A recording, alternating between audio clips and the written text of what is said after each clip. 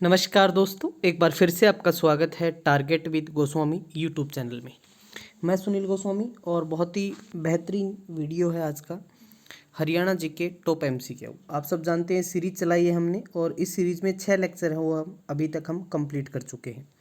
वो आपने नहीं देखे हैं तो आप ज़रूर देखें, क्योंकि सारे के सारे क्वेश्चन इतने इंपॉर्टेंट हैं कि आपके जो भी अच्छा स्टैंडर्ड का एग्ज़ाम आएगा तो उसमें आपको वो क्वेश्चन देखने को मिलेंगे। ठीक है, तो वीडियो पसंद आए तो लाइक ज़रूर कर देना, ठीक है, नहीं तो डिसलाइक कर देना।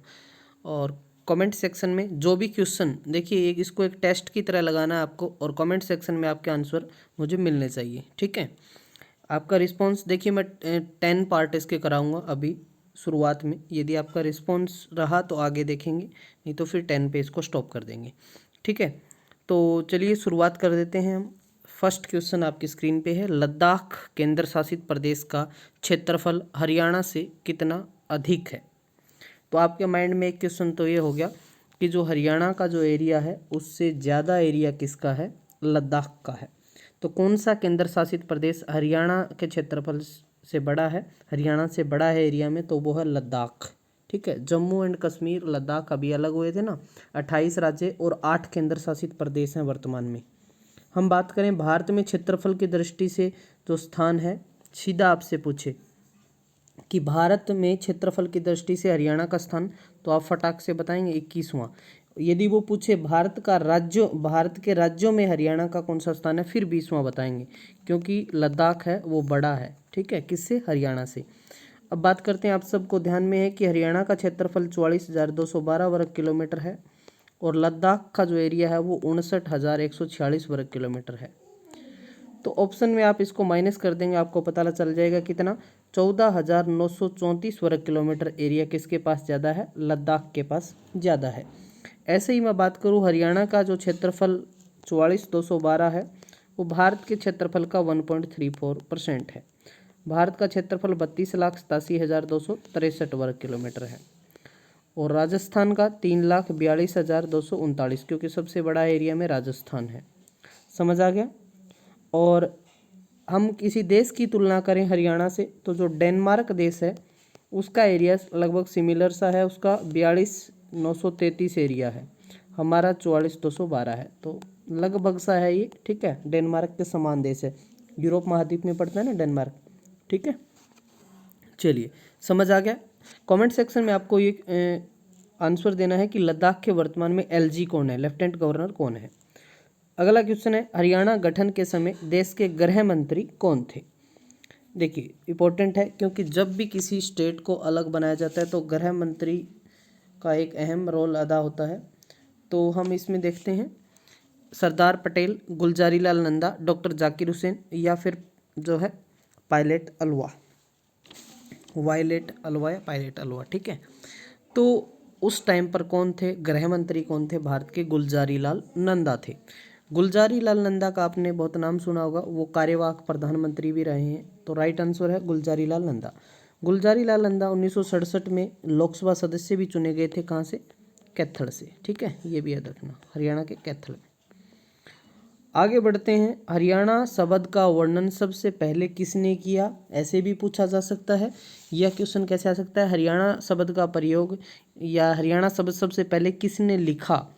तो उत्तर भारत के बहुत बड़े कवि होते थे, पंडित विभूधर, जो है विभूधर श्रीधर। ठीक है, 12वीं शताब्दी में एक कवि हुए, इन्होंने जो है, बी राइट होगा इसमें, पंडित विबुध श्रीधर, इन्होंने जो सबसे पहले हरियाणा शब्द लिखा था, उन्होंने लिखा था, हरियाणा देश से असंख्य गामियान जनी अनवरत काम।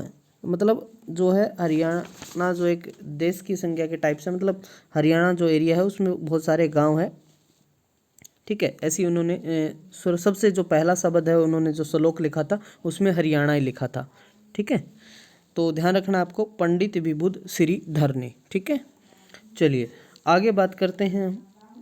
चौधरी देवीलाल के मुख्यमंत्री कार्यकाल में हरियाणा के कितने जिलों का गठन हुआ। आप सब जानते हैं कि जब हरियाणा बना था पंजाब से अलग होकर 1 नवंबर 1966 को 17वें राज्य के रूप में, तो उस समय हमारे जो कितने ज़िले थे, मैंने आपको कागज़ अमर है बताया था ना, जो 7 थे।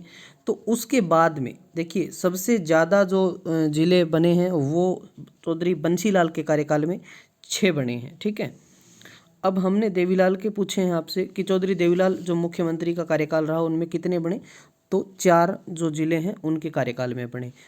ठीक है, 2 भजनलाल के बने थे, 2 हुड्डा के और 1 मनोहर लाल खट्टर के।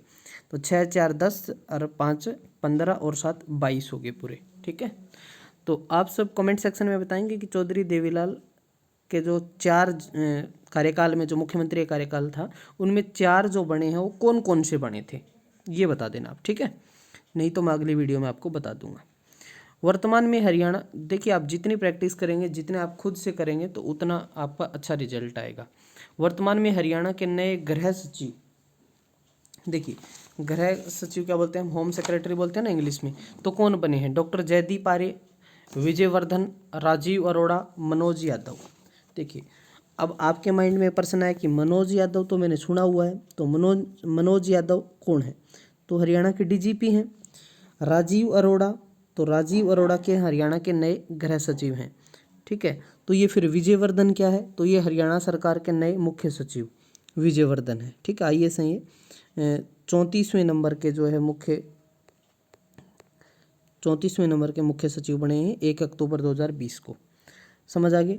ठीक है, क्लियर है यहाँ तक, कोई दिक्कत नहीं होगी। चलिए आगे बढ़ते हैं नेक्स्ट क्वेश्चन की तरफ। हाँ, और जो ये जयदीप आर्य है ना, इसका नहीं बताया, डॉक्टर जयदीप आर्य है, ये कौन है, ये हरियाणा योग परिषद का चेयरमैन है। ठीक है, इसका भी देख लेना। शेख तैयब के मकबरे को राष्ट्रीय महत्व का स्मारक कब घोषित किया गया, शेख तैयब का मकबरा। देखिए सबसे पहले बता दूं, शेख तैयब का मकबरा है वो कहाँ स्थित है, कैथल के अंदर है, कैथल में है। ठीक है, और शेख तैयब के मकबरे का निर्माता हजरत सिकंदर शाह था, और इस मकबरे को राष्ट्रीय महत्व स्मारक घोषित किया गया 1961, 62, 63, 64। तो कब, 1964 में। शेख का अर्थ होता फकीर और तैयब का अर्थ होता सूफी। ठीक है, सूफी संत। इसका जो वास्तविक नाम था वो था लाला मैदानी लाल। ठीक है, और इसके गुरु का नाम है सूफी संत हजरत शाह कमाल, तो ये भी आप देख लेना। ठीक है, चलिए अंतर्राष्ट्रीय गीता महोत्सव की शुरुआत कब हुई, 87, 88, 89, 2002। तो जो शुरुआत है अंतर्राष्ट्रीय गीता महोत्सव, देखिए सूरजकुंड मेले की शुरुआत हुई थी 87 में। ठीक है, 89 में गीता महोत्सव की शुरुआत हुई, लेकिन 2002 में इनको राष्ट्रीय जो महोत्सव का दर्जा मिला। ठीक है, पर्व का बोल दो या महोत्सव का दर्जा कब मिला, 2002 में। ठीक है, चलिए आगे बढ़ते हैं। पंचकुला से बेटी बचाओ बेटी पढ़ाओ की ब्रांड एम्बेसडर कौन बनी है, तो सविता पूनिया, ये तो सिरसा जिले से ब्रांड एम्बेसडर है। अन्नू कुमारी, तो ये तो सोनीपत से ब्रांड एम्बेसडर है, यूपीएससी में 2nd रैंक आया था इनका। तो ये शिवानी कपूर, हाँ इसका भी यूपीएससी के अंदर 2018 में 469वीं रैंक आई थी। तो इनको जो है पंचकुला से क्या बनाया गया, बेटी बचाओ बेटी पढ़ाओ का ब्रांड एम्बेसडर। ठीक है, समझ आ गया। और अनवी अग्रवाल है वो सेल्फी विद डॉटर की ब्रांड एम्बेसडर है। समझ आ गया, चलिए बहुत बढ़िया।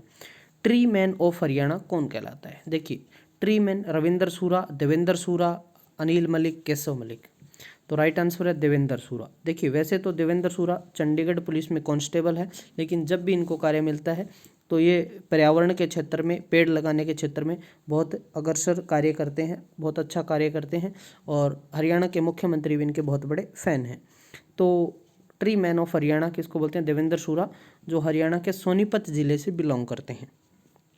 और हमारा लास्ट क्वेश्चन है, विश्व का प्रथम 18 मंजिला श्री अग्रसेन ज्ञान मंदिर कहाँ बन रहा है, तो हिसार, कुरुक्षेत्र, गुरुग्राम या राखीगढ़ी। तो ये कहाँ बन रहा है, कुरुक्षेत्र धर्मनगरी के अंदर 18 मंजिला श्री अग्रसेन ज्ञान मंदिर का निर्माण है, जो विश्व में ऐसा प्रथम है। ठीक है, तो निर्माणाधीन है ज्ञान मंदिर ये। तो ये थे मोस्ट इम्पोर्टेंट पार्ट 7 के क्वेश्चन। आशा करता हूँ वीडियो आपको बहुत ज़्यादा पसंद आएगा, क्योंकि ऐसे क्वेश्चन आपको हर किताब में नहीं देखने को मिलेंगे, हर जगह आपको नहीं मिलेंगे। इनको जो है बड़े ही मेहनत से बनाया गया है, तो 1 लाइक तो आपको बनता है, और इसकी PDF टेलीग्राम पे मैं डाल दूँगा, तो वहाँ से आप इसको डाउनलोड कर लें। बाकी वीडियो 6 हो चुके हैं, तो ये सीरीज़ लगातार चलती रहेगी जितना आपका साथ रहेगा। ठीक है, मिलते हैं नेक्स्ट पार्ट के साथ, तब तक के लिए धन्यवाद। Thank you. जय हिंद, जय भारत।